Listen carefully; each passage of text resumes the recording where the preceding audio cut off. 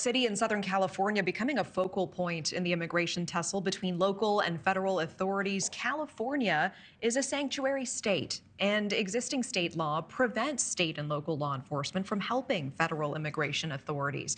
Well, leaders in El Cajon, a city in San Diego County, plan to vote on a resolution that would have revoked its status as a sanctuary city. But following a backlash from residents, the city has now delayed that vote. And this is interesting. Mayor Bill Wells there summing up the confusion, saying, quote, "We have the federal government saying we could be prosecuted if we don't cooperate with them. We've got the state government saying our police officers could be prosecuted if they do cooperate with the federal government." And we are joined by that mayor now, Bill Wells. Good evening, Mayor. Thank you for making the time. And this is a confusing situation you've outlined. Personally, I know El Cajon well. I lived in San Diego for many years, so it's a pleasure to have you on. But Mayor, you say basically you're caught between the feds who say you could be prosecuted for not cooperating and then state government that could prosecute officers if they do cooperate. So what does it come down to? Who you believe more? What do you think needs to happen? Well, I had the opportunity to meet with Tom Homan in Arizona about 3 weeks ago. And, I laid this out to him and I said, we want to cooperate. We want to do everything we can to help with this immigration, this invasion problem. And we want to be good law abiding parts of the United States of America. But you have to help us because the state of California sees it differently.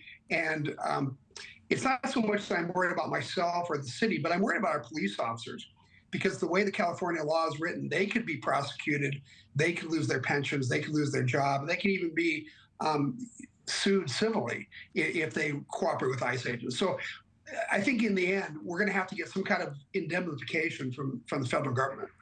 Do you have a message for Governor Newsom tonight?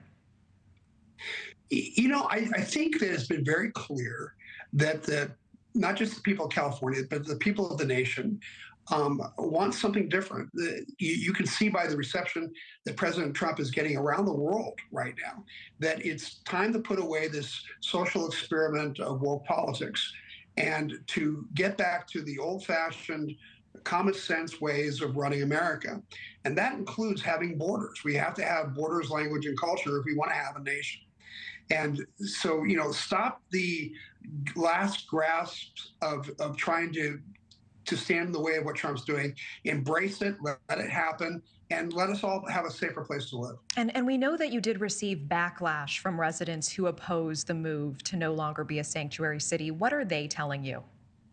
Well, first off, I don't think we're residents. I think we're, organized people from the San Diego area, which came in. But, what they're basically equating us wanting to cooperate with the federal government in helping them deport criminals. They're equating that with some kind of Nazi type regime where they're saying we're going to go into churches and houses and places of work and elementary schools and rip people from the arms of their families.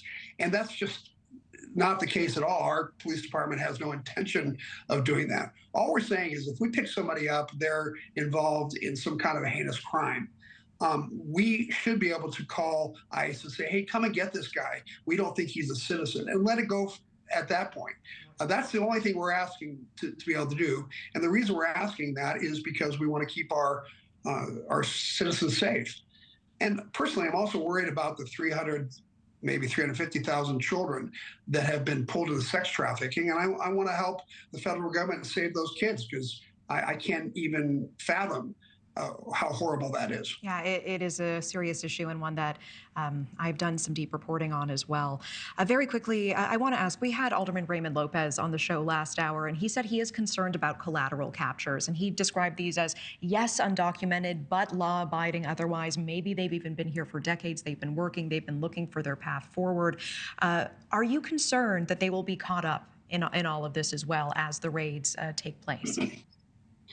I don't think it's really a serious concern because, like I said, I spoke with Tom Homan.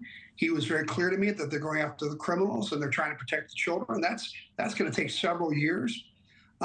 Ironically, states like California and sanctuary cities like Los Angeles and San Diego might actually make the situation worse because by forcing the federal government to send lots and lots of ICE agents in, when they go and do arrest that criminal, if that criminal happens to be hanging out with people that are not criminals but are illegal aliens, they're probably going to get swept up as well.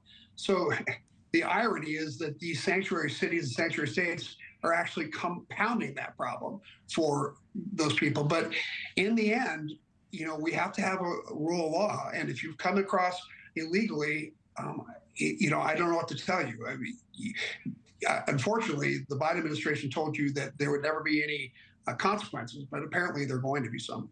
Cajon Mayor Bill Wells, appreciate your time tonight. Thank you so much.